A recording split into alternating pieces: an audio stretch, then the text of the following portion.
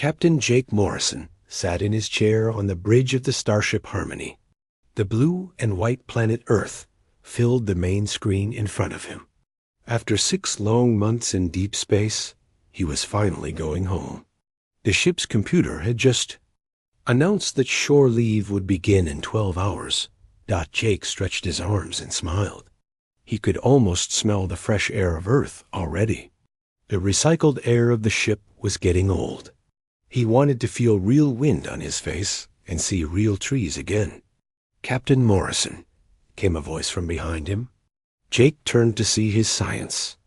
Officer Zixtal approaching. The alien looked like a walking crystal sculpture. Light moved through his clear body in rainbow patterns when he talked. "What is it, Zixtal?" Jake asked. "The crew was curious about human recreational activities," Zixtal said. His voice sounded like wind chimes in a breeze. "We have studied human work and human war, but we know little about how humans spend their free time." Jake laughed. "Well, there are lots of things humans do for fun. We play games, watch movies, read books, go to parties. But what do you do when you return to your home planet?" This question came from Keep, the ship's engineer. She had 8 long tentacles and big black eyes. Her skin was purple, and always looked wet. Jake thought for a moment. "I usually go camping." "Camping?" asked Threx, the security chief. He looked like a giant spider made of black metal. His 4 eyes glowed red when he was confused. "What is this camping?" "It's when you go out into the wilderness and live in a tent for a few days," Jake explained. "You cook food over a fire, sleep under the stars, and enjoy nature." The 3 aliens looked at each other. Zixtal's light patterns turned yellow, which Jake knew meant he was worried. "You mean you leave the safety of your cities?" Keep asked. "On purpose?" "Sure," Jake said. "It's fun, peaceful, relaxing." "But your planet has dangerous animals," Threx said. His voice sounded like grinding metal. "We have read the reports. There are creatures that could kill you." Jake shrugged. "Yeah, there are bears and mountain lions and wolves. But attacks are really rare. You just have to be careful and follow the rules." "Bears?" Zixtal's light patterns turned bright red. "You mean the large carnivorous mammals, the ones with claws and teeth?" "Grizzly bears can weigh 800 pounds, Keep said. She had clearly been reading Earth wildlife reports. "They can run 35 miles per hour. Their claws are longer than human fingers." "And you sleep near these creatures?" Threx asked. "In thin fabric shelters?" "Well, not right next to them," Jake said. "But yeah, they're around. Yellowstone has lots of bears." "Yellowstone?" Zixtal asked. "It's a national park. Beautiful place. Geysers, hot springs, mountains, forests. Great camping," Jake said. "Hey, you guys want to come with me?" "I'm planning to spend my whole shore leave there." The 3 aliens stared at him. Keep's tentacles went stiff. Threx's eyes glowed brighter. Red. Zixtal's light patterns turned white, which meant he was shocked. "You want us to accompany you to a place filled with giant predators?" Threx asked. "They're not everywhere," Jake said. "And they mostly avoid humans. Like I said, you just follow the rules." "What rules?" Keep asked. "Keep your food locked up. Make noise when you walk, so you don't surprise them. If you see one, don't run. Back away slowly. Simple stuff." "Don't run?" Zixtal asked. "From an 800-pound killing machine?" "Running triggers their chase instinct," Jake explained. "Most of the time, they just want to be left alone." "Most of the time?" Threx repeated. "Look, I've been camping for 20 years. I've seen maybe a dozen bears. None of them bothered me." "They're actually pretty shy," Jake said. "Shy?" Keep's tentacles waved in the air.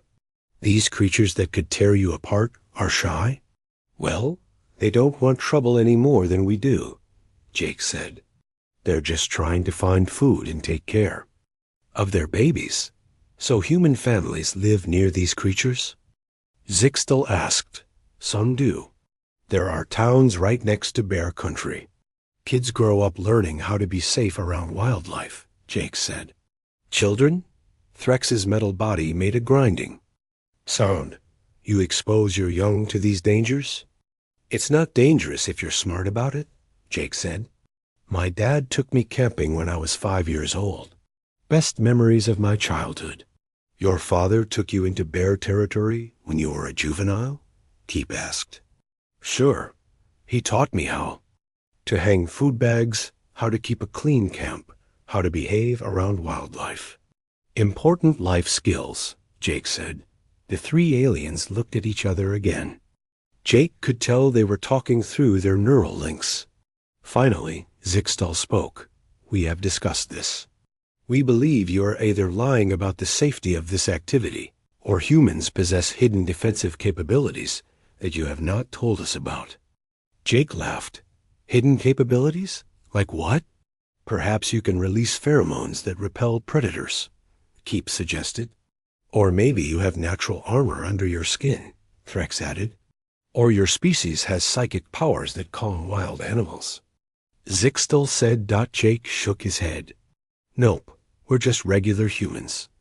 We bleed, we break, we die just like any other species. Then how do you survive? Keep asked.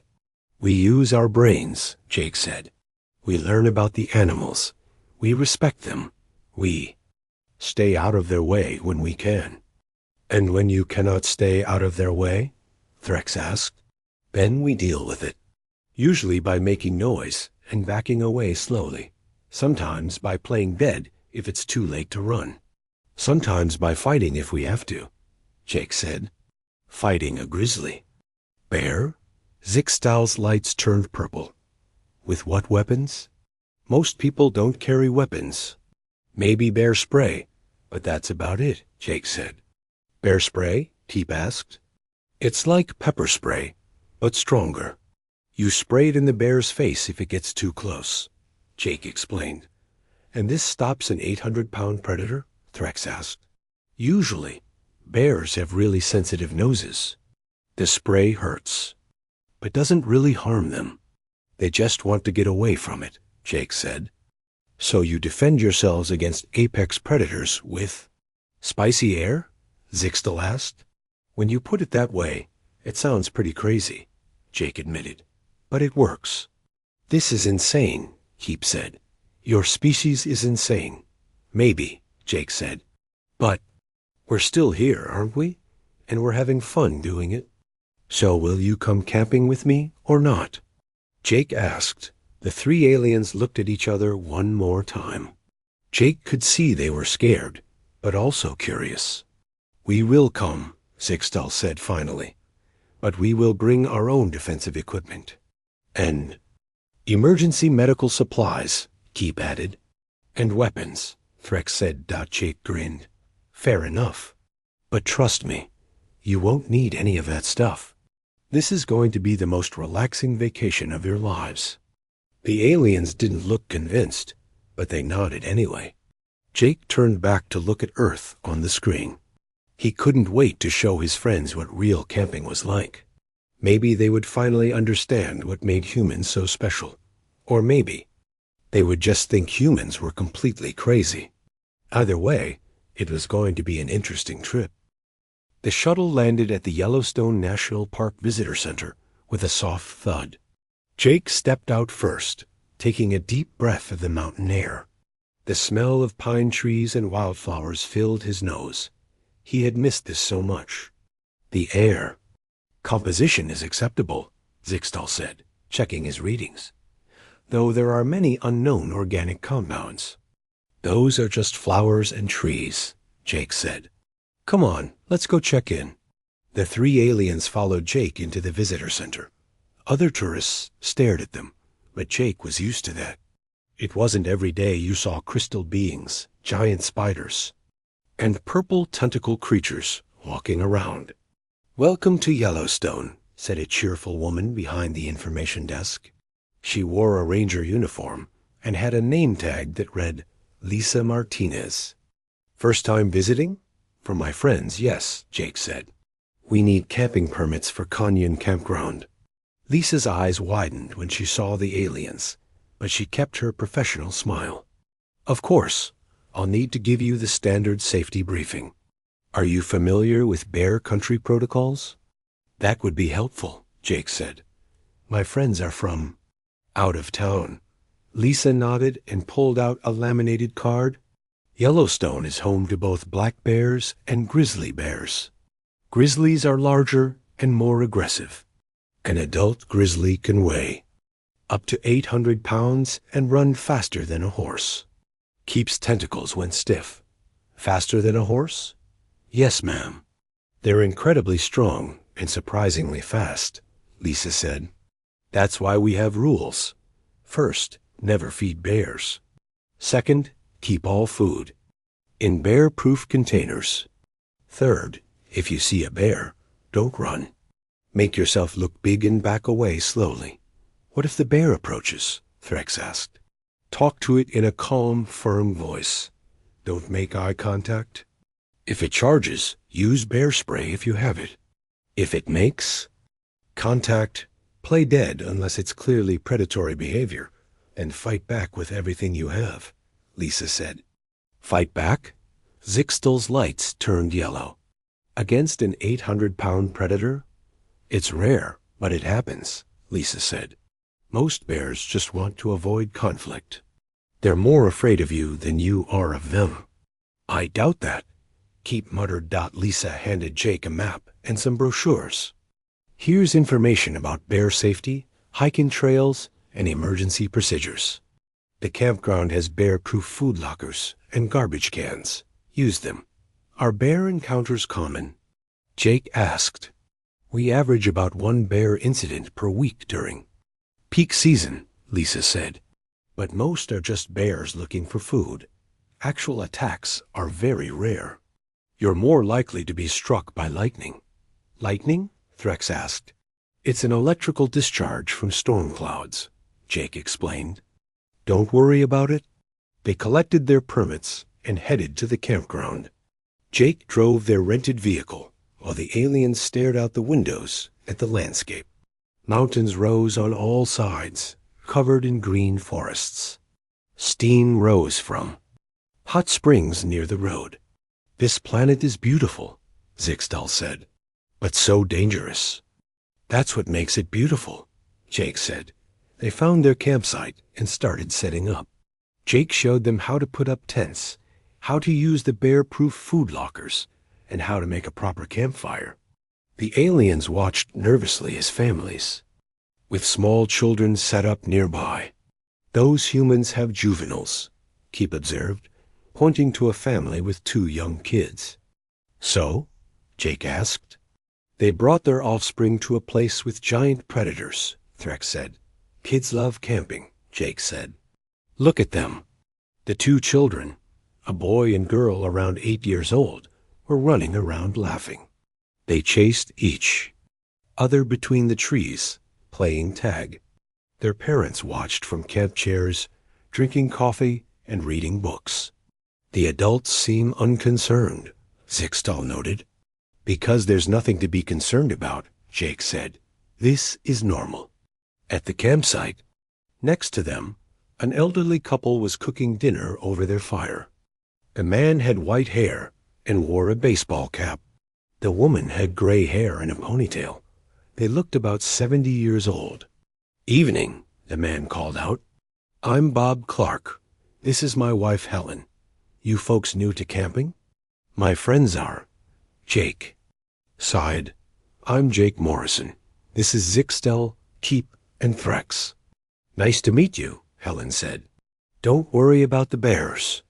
We've been camping here for 30 years. Only saw a bear up close once, and he was more scared than we were. You have been camping in bear territory for 30 years? Peep asked. Sure have, Bob said. Love it out here. Peaceful, quiet, good for the soul. Are you not afraid? Threx asked. Of bears? No, Bob said. Just follow the rules and use common sense. Bears are smart animals. They know humans mean trouble, so they usually avoid us. What about the one time you saw a bear? Zixtal asked.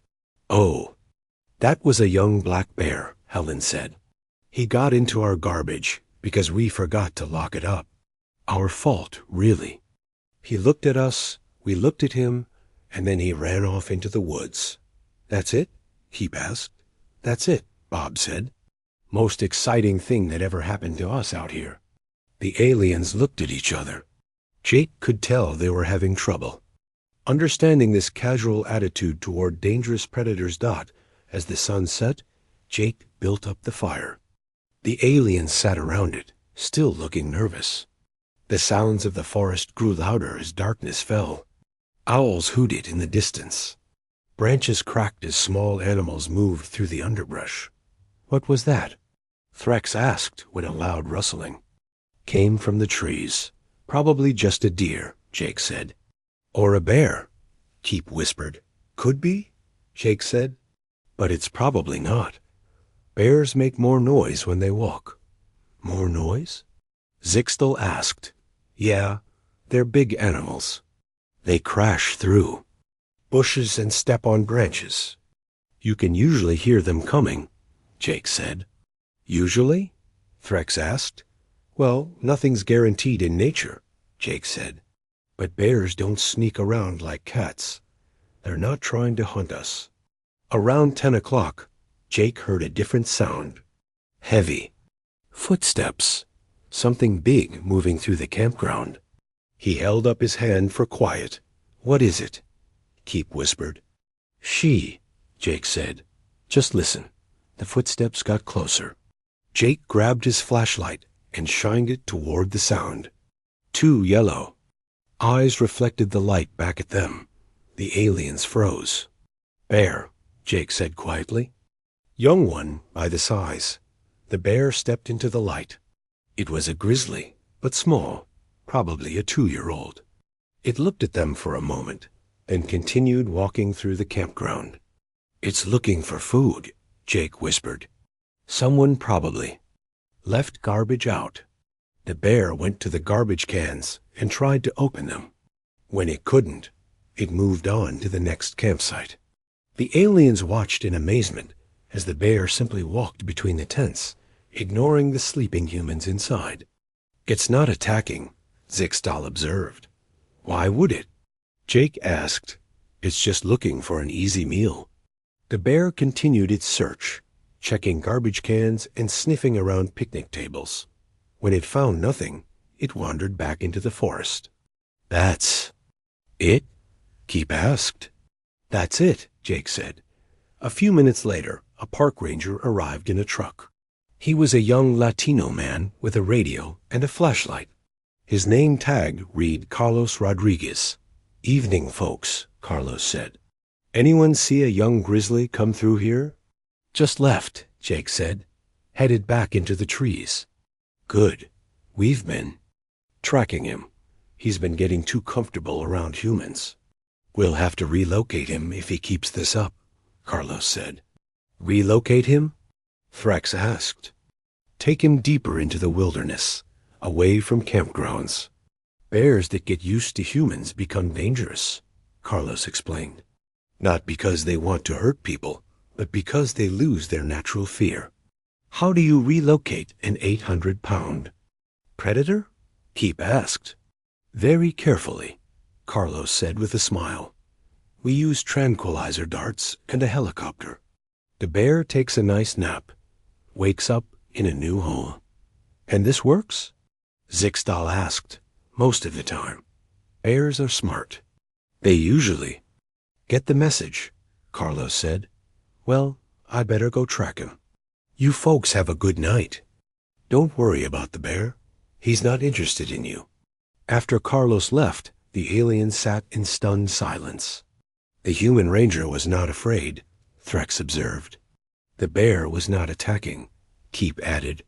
The other campers didn't even wake up, Zixtal said. Because it's normal, Jake said. Bears wander through campgrounds all the time.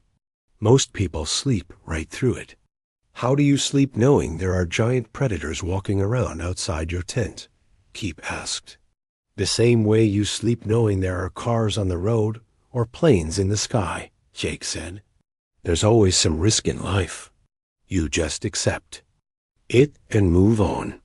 But cars and planes are controlled by intelligent beings, Threx said. So are bears, in a way, Jake said. They're smart animals. They make decisions based on what's best for them. Usually, that means avoiding humans. Usually. Zixtal repeated. Look, I know this is hard to understand, Jake said. Your species probably wiped out all the dangerous animals on your home worlds long ago. But humans learned to live with them instead. Why? Heap asked. Because they're part of the ecosystem, Jake said. They belong here. We're the visitors. In their home. The aliens looked at each other. Jake could see they were starting to understand, but it was still hard for them to accept. Tomorrow we'll go hiking, Jake said. You'll see more of what I mean. More bears? Threx asked. Maybe, Jake said. But probably just beautiful scenery and fresh air. And if we encounter a bear, Zixtal asked, then we'll deal with it, Jake said, the human way. The aliens didn't look convinced, but they nodded anyway. Jake banked the fire, and they all went to their tents. As he lay in his sleeping bag, Jake listened to the sounds of the forest.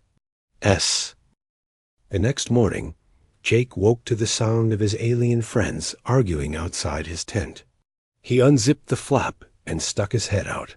What's going on? He asked. Threx wants to bring his plasma cannon, Keep said. I told him it's not allowed. In the park. Plasma cannon? Jake asked. For protection, Threx said. His red eyes glowed brighter. In case we meet a bear. No weapons, Jake said. Park rules. Besides, you won't need it. What if we encounter a hostile predator? Threx asked. Then we follow the safety rules Lisa told us about, Jake said. Come on, let's get some breakfast and hit the trail. Jake made coffee and heated up some camping food. The aliens watched nervously as other campers packed up for their own hiking trips. An older man with a walking stick and a backpack waved at them as he headed toward the trails. That human is going into the wilderness alone, Zixtal observed. Lots of people hike alone, Jake said. It's peaceful. He has no weapons, Keep. Noted. He has a walking stick, Jake said. And probably bear spray. A stick? Threx asked. Against a grizzly bear? It's not for fighting bears, Jake said. It's for walking. Bears usually avoid single hikers anyway. Too much risk, not enough reward. After breakfast, they set off on the canyon-rimmed trail. Jake carried a small backpack with water, snacks, and a can of bear spray. The aliens carried their own supplies, including what Jake suspected was illegal defensive equipment. The trail wound through a forest of pine trees. Sunlight filtered through the branches, creating patches of light and shadow on the path. Birds sang in the trees. Squirrels chattered at them from the branches. This is quite beautiful, Zixtal said. His light patterns turned a soft blue.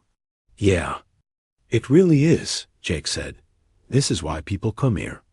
They walked for about an hour, stopping to look at wildflowers and take pictures. The aliens began to relax. Keep's tentacles loosened up. Threx's eyes dimmed to a normal red. Even Zixtal's worry yellow lights faded. Perhaps this camping activity is not so dangerous, Zixtal said. See, I told you, Jake said. It's all about... Jake stopped walking. About 50 feet ahead, a massive grizzly bear was standing in the middle of the trail. It was huge, much bigger than the young bear from the night before. Its brown fur was thick and shaggy. Its claws were black and curved. Oh no, Keep whispered Dot. The bear hadn't seen them yet. It was busy eating berries from a bush beside the trail. Jake slowly reached for his bear spray. What do we do? Threx asked. His eyes were glowing bright red again. "Stay calm," Jake said quietly. "Don't run. Don't make sudden movements." The bear looked up and saw them. It was even bigger than Jake had first thought.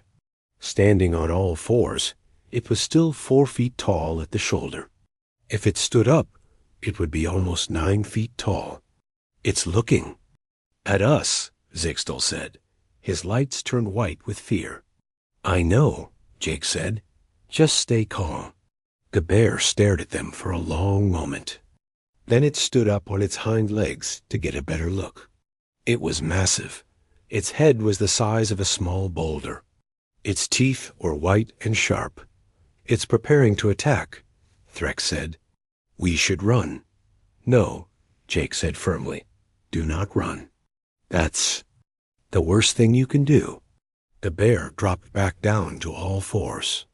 It took a few steps toward them, then stopped. It was testing them, trying to figure out what they were and if they were dangerous.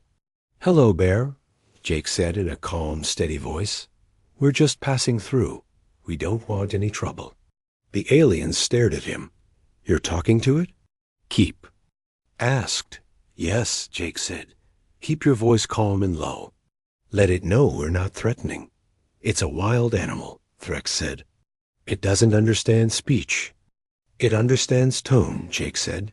"Bears are smart. They can tell if you're scared or angry or calm." The bear took another step forward. It was now about 30 feet away. Jake could see its small, dark eyes watching them carefully. "We're going to back away slowly," Jake said.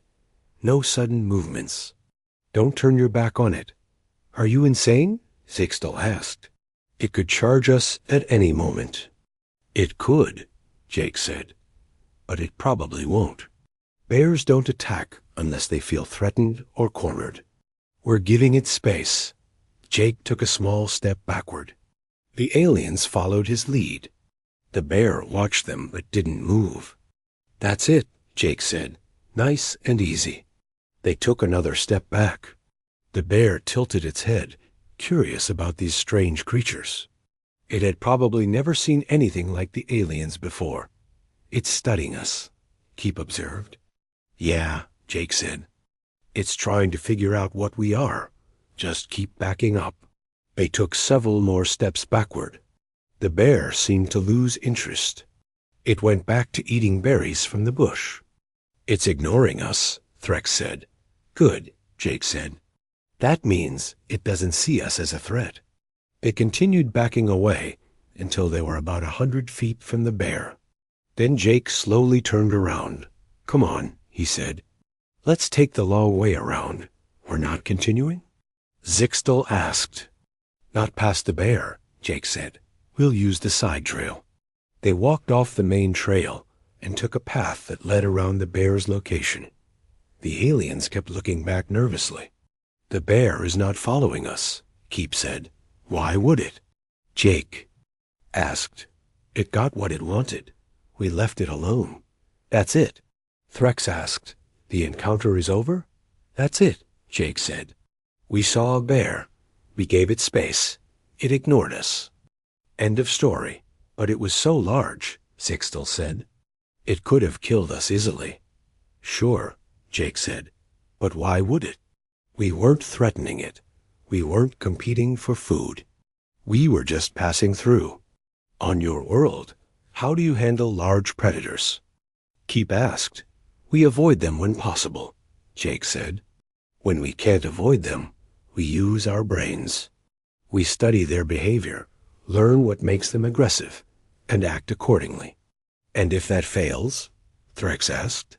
"Then we defend ourselves," Jake said. "But that's a last resort. Most of the time, predators don't want to fight any more than we do." They hiked for another hour, following the side trail back to the main path. The aliens were quiet, thinking about what they had witnessed. The bear seemed ... intelligent, Zixtel finally said. "They are," Jake said. "Bears are actually very smart. They can solve problems, remember locations, and even use tools sometimes. Tools? Keep asked. Simple ones. Rocks to break open nuts, sticks to dig up roots. They're not as smart as humans, but they're not mindless killing machines either. Jake said, "So the encounter was more like a ... meeting?" Threx asked. "In a way, yes," Jake said. Two intelligent species acknowledging each other and deciding not to fight. "But you spoke to it," Sixtal said. "Do you really think it understood?" "It understood that I wasn't afraid and wasn't threatening it," Jake said. "Bears can read body language and tone of voice. They know when someone is scared or angry or calm, and your calm tone convinced it not to attack." Keep asked. "My calm tone told it I wasn't a threat," Jake said. The bear made its own decision about what to do. They reached a lookout point with a view of the canyon. The aliens stopped to stare at the vista. Far below, a river wound through the bottom of the canyon. The walls were made of red and yellow rock that looked like it was on fire in the sunlight. "Beautiful," Zixtal said. "Yeah," Jake said. "This is what humans come here for. The beauty, the peace, the feeling of being part of something bigger." "Even with the danger?" Threx asked. "The danger is part of it," Jake said. "It makes you more aware, more alive. You appreciate the beauty more when you know you're sharing it with wild animals." "That bear could have killed us," Keep said. "A car could kill you crossing the street," Jake said. "A plane could crash. Lightning could strike. There's danger everywhere. But you don't stop living because of it." "But this is different," Zixtal said. "This is voluntary danger." "All danger is voluntary to some extent," Jake said. "You choose to drive cars, fly in planes, live in tall buildings. Humans choose to live alongside predators because the benefits outweigh the risks." "What benefits?" Threx asked. Jake gestured at the canyon. "This, the beauty, the wonder, the feeling of being connected to the natural world. You can't get that from a zoo or a nature documentary. And the predators are necessary for this?" Keep asked. "They're part of the ecosystem," Jake said. "Without predators, the prey animals would overpopulate and destroy the plants. Without plants, the whole system collapses. So you keep the predators to maintain balance," Zixtal said. "We keep them because they belong here," Jake said. "We're the visitors. They were here first." The aliens looked at each other. Jake could see they were starting to understand something important. "Your species chooses to be the guests rather than the masters," Threx said slowly. "In places like this, yes," Jake said. "We have our cities where we're in control. But we also have wild places where we let nature be in charge. Even though it's dangerous," Keep said. "Even though it's dangerous," Jake agreed. They sat in silence for a while, watching the canyon. Hawks circled overhead. A deer picked its way carefully down the canyon wall. Somewhere in the distance, a wolf howled. Another predator, Zixtal, observed. "Probably," Jake said. "Wolves rarely attack humans, but they're out there. And this doesn't concern you?" Threx asked. "It makes me careful," Jake said. "But it doesn't make me afraid. There's a difference." "What is the difference?" Keep asked. "Fear makes you stupid," Jake said. "Caution makes you smart. I'm cautious around bears and wolves, but I'm not afraid of them." "The bear we encountered," Zixtal said. "You were not afraid of it." "I was respectful of it." The next morning, Ranger Lisa Martinez arrived at their campsite in her Park Service truck. She wore hiking boots and carried a radio, binoculars, and a small backpack. "Good morning," she said. "I heard you folks had a bear encounter yesterday." "We did," Jake said. "Big Grizzly on the canyon rim trail. We backed away, and it left us alone." "That was probably Bruno," Lisa said. "He's one of our regulars. Big male, about 15 years old. Weighs around 700 pounds. Bruno?" Keep asked.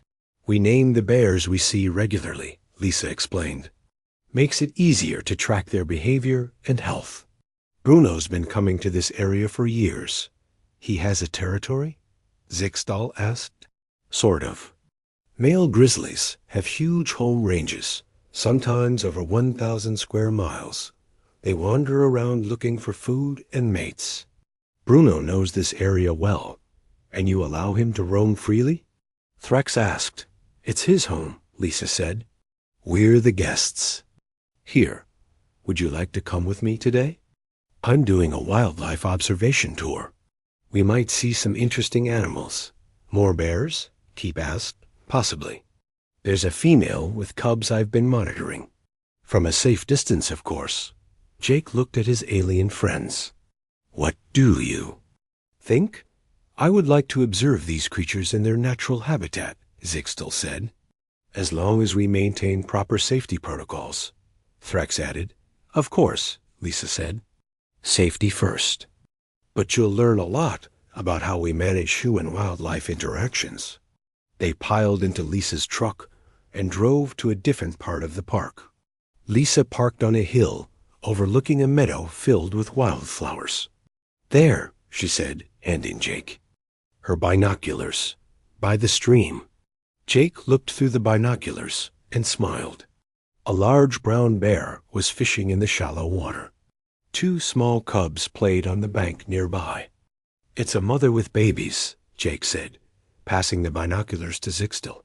The cubs are so small, Zixtal observed. How does she protect them?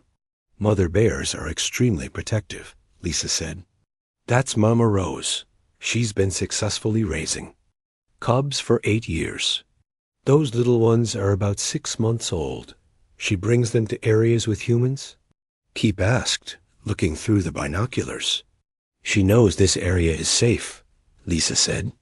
Good fishing, plenty of berries, and we keep the tourists at a distance. It's actually safer for her here than in the deep wilderness. Safer how? Threx asked. Male bears sometimes kill cubs, Lisa explained. Here, the males avoid areas with lots of human activity. So Mama Rose can raise her babies without worrying about other bears. She uses human presence as protection? Zixtal asked. Smart, isn't she? Lisa said, bears learn to use every advantage available. They watched as Mama Rose caught a fish and brought it to shore. The cubs tumbled over each other, trying to get closer to the food. One fell into the shallow water and scrambled out, shaking itself dry.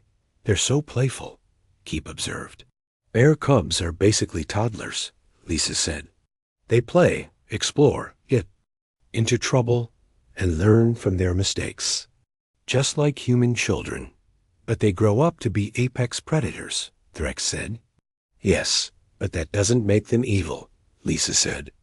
They're just trying to survive and raise their families, same as anyone. A pickup truck approached on the road below. Lisa grabbed her radio. This is Lisa. I've got tourists getting too close to Mama Rose. Can someone intercept? Another park ranger responded that he was on his way. Lisa watched through her binoculars as the truck stopped and tourists got out with cameras. This happens all the time, Lisa said. People see bears and forget they're wild animals. What will happen? Jake asked. Ranger Pete will educate them and move them back to a safe distance, Lisa said.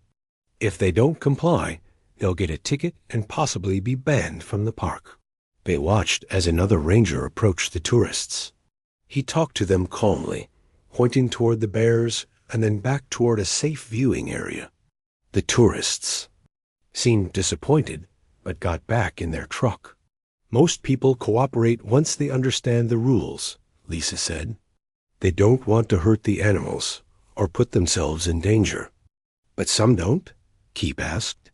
Some think the rules don't apply to them, Lisa said. Or they want the perfect selfie with a bear. We've had people throw food at bears to get them closer. That sounds dangerous, Zixtal said. Very dangerous, Lisa said. A fed bear is a dead bear. Once they associate humans with food, They become aggressive, and we have to put them down. You kill them? Threx asked. As a last resort, Lisa said sadly. We try relocation first, but if a bear becomes too dangerous to humans, we don't have a choice. How often does this happen? Jake asked. Maybe 1 or 2 bears per year in the whole park, Lisa said. Usually because of human stupidity, not bear aggression. They continued watching the bear family. Mama Rose finished her fishing and led the cubs toward the forest. She moved carefully, constantly checking for danger. She's very cautious, Keep observed. She has to be, Lisa said. Cubs are vulnerable. Mountain lions, wolves, and male bears all pose threats. Plus humans, if she's not careful. So many dangers, Zixtal said. That's nature, Lisa said. But bears are well adapted to handle it. They're intelligent, strong, and have excellent senses. Tell them about old Scarface, Jake suggested. Oh, you want to hear about our local legend? Lisa asked. Old Scarface was a male grizzly who lived in this area for over 25 years. Massive bear, probably close to 800 pounds. What happened to him? Threx asked. He died of old age last winter, Lisa said. Found him peacefully in his den. No signs of injury or disease. He just lived a full life. That's unusual? Keep asked. Very unusual, Lisa said. Most wild bears don't live past 15 or 20 years. Too many dangers. But Scarface was smart. He learned to avoid conflicts with humans and other bears. How? Zixtal asked. He stayed away from campgrounds and roads during tourist season. Fished in remote areas. Only came near humans when the park was mostly empty, Lisa said. He adapted his behavior to coexist with humans, Threx observed. Exactly, Lisa said. And we adapted ours to coexist with him.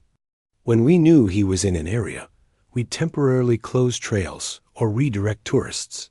Mutual adaptation, Jake said. That's the key to everything we do here, Lisa said. It's not about controlling the animals or eliminating them. It's about finding ways to share the space. A new truck approached. This one belonged to Dr. Pete Collins, the park's wildlife biologist. He was a tall man with a gray beard and kind eyes. Morning, Lisa, he called out. Showing off our bears? Pete, meet Jake and his friends, Lisa said. They're learning about human-wildlife coexistence. Fascinating topic, Pete said. I've been studying it for 30 years. Mind if I join you? Please do, Jake said. Pete climbed up the hill with a larger set of binoculars and what looked like scientific equipment. Mama Rose still fishing? He asked. Just finished, Lisa said. Took the cubs into the forest about 10 minutes ago. Good, Pete said. She's been very successful this year. Both cubs are healthy and gaining weight properly. You monitor their health?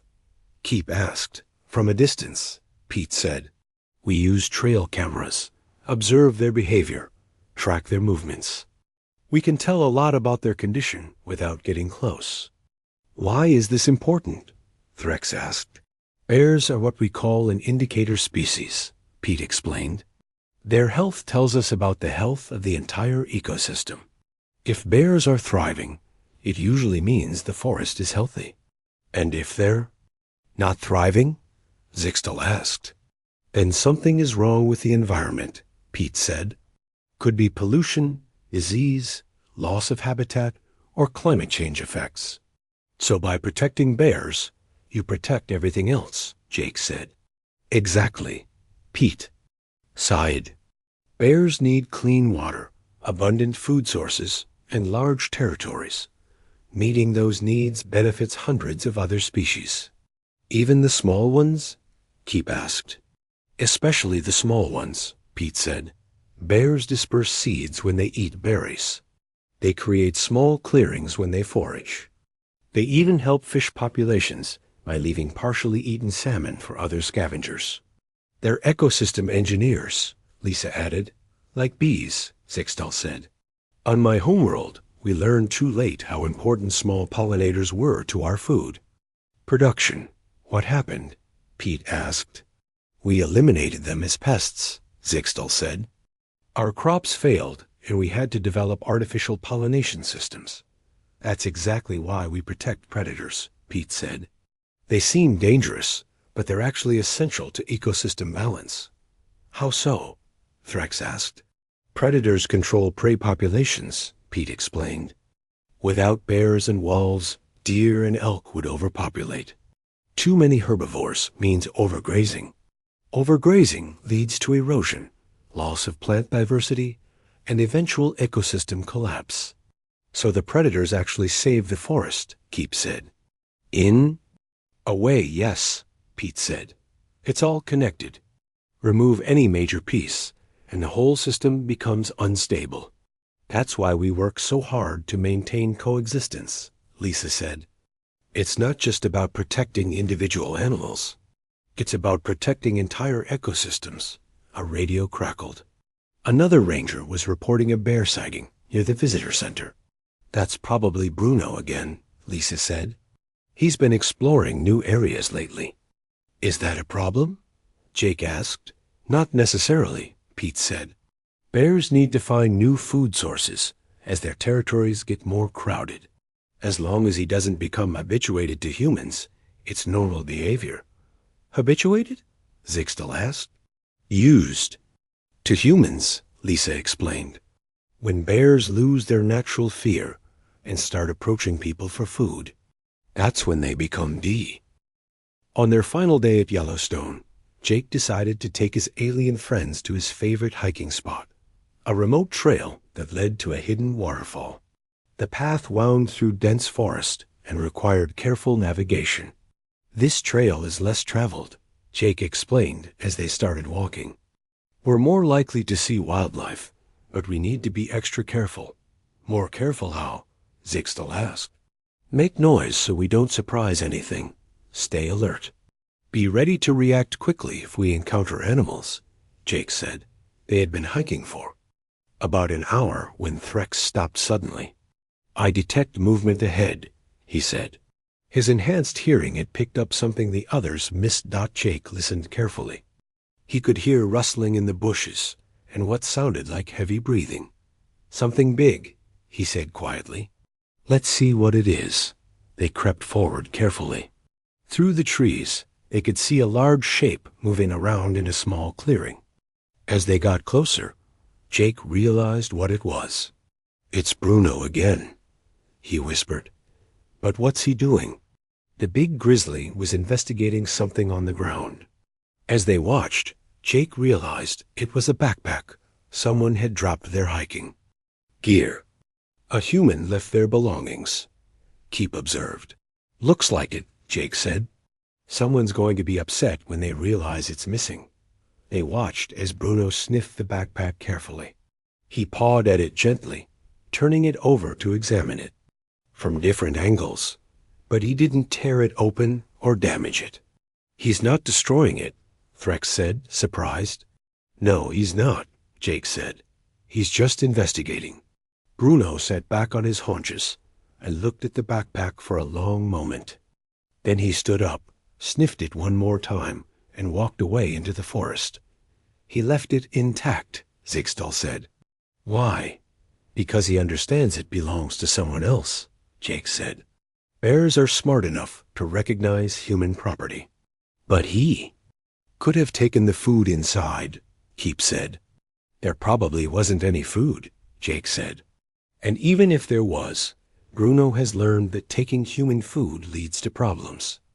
After Bruno disappeared, they approached the backpack. Jake picked it up and checked the name tag. Belongs to Tony Sullivan, he read. Address in Colorado, tourist. What will you do with it? Threx asked. Turn it into the Rangers, Jake said. They'll contact him. The bear could have easily taken this, Keep said, but chose not to. That's the key to coexistence, Jake said. Both species learning boundaries and respecting them. They continued hiking toward the waterfall. Along the way, They saw deer grazing peacefully in meadows, squirrels chattering in trees, and birds of all kinds. The forest was alive with activity. So many different species, Zixtal observed, all living together. That's what a healthy ecosystem looks like, Jake said. Diversity, balance, everyone has their place. When they reached the waterfall, the aliens stopped in wonder. Water cascaded down a rocky cliff into a crystal-clear pool. Rainbow mists danced in the sunlight. The sound of falling water filled the air. Beautiful, Keep said softly. This is why we protect these places, Jake said. Not just for the animals, but for moments like this. They sat by the pool and ate lunch. Fish swam in the clear water below. A hawk circled overhead. Everything felt peaceful and perfect. I have a question, Threx said suddenly. What's that? Jake asked. When we return to space, how do we explain this to other species? How do we make them understand what we've learned here? Jake thought about it. What have you learned? That strength isn't always about fighting, Zixtal said. Sometimes the strongest thing you can do is choose not to fight. That intelligence means finding solutions that work for everyone, Keep added. Not just solutions that work for you. That courage isn't the absence of fear, Threx said. It's acting wisely despite the danger. And that beauty and danger can exist together, Zixtal said. In fact, sometimes they make each other more beautiful. Jake smiled. Those are good lessons. But will other species believe us? Keep asked. When we tell them humans voluntarily sleep in thin shelters within range of giant predators? Probably not at first, Jake admitted. It does sound crazy when you put it like that. It is crazy, Threx said, but it's also brilliant. How so? Jake asked. Most species see predators as obstacles to be eliminated, Threx explained. Humans see them as puzzles to be solved. How do we coexist? How do we share space?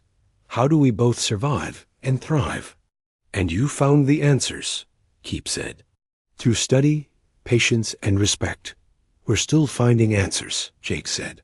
It's an ongoing process. Every generation learns something new.